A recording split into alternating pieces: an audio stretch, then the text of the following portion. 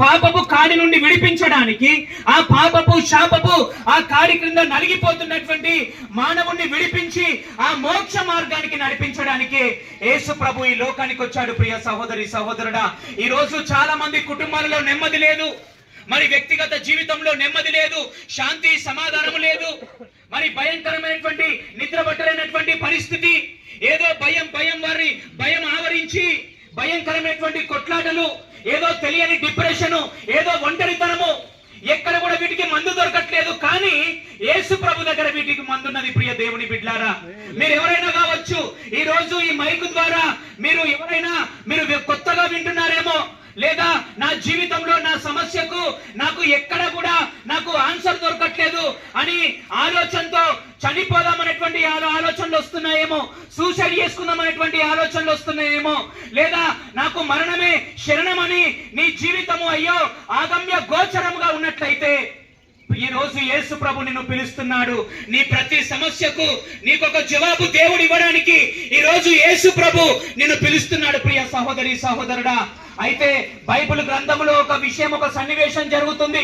అయితే 12 సంవత్సరాల నుండి రక్తస్రావం కలిగినటువంటి స్త్రీ, భయంకరమైనటువంటి ఆ రక్తస్రావము ఆ రోగముతో బాధపడుతున్నప్పుడు ఆమె అందరి దగ్గరికి వైద్యుల దగ్గరికి వెళ్ళింది. వైద్యుల దగ్గరికి వెళ్ళినప్పుడు ఆమెకు ఎక్కడ కూడా ఆమె రోగానికి నివారణ దొరకలేదు.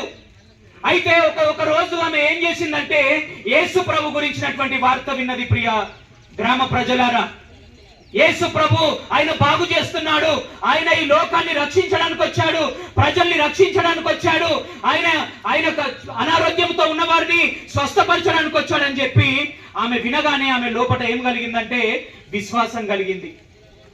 ఆ విశ్వాసము కలగగానే యేసు ప్రభు ప్రజలను బాగు చేస్తూ మరి భయంకరమైనటువంటి దురాత్మలతో పీడించబడుతున్న వారిని విడుదల ప్రకటిస్తున్నప్పుడు, యేసు ప్రభు వారిని బాగు చేస్తున్నప్పుడు ఆ గుంపుల దగ్గరికి వెళ్ళి, ఆ జన సమూహంలోకి వెళ్ళి యేసు ప్రభును వెనుక నుండి ఆయన వస్త్రపు చెంగును మాత్రమే తాకిందంతే.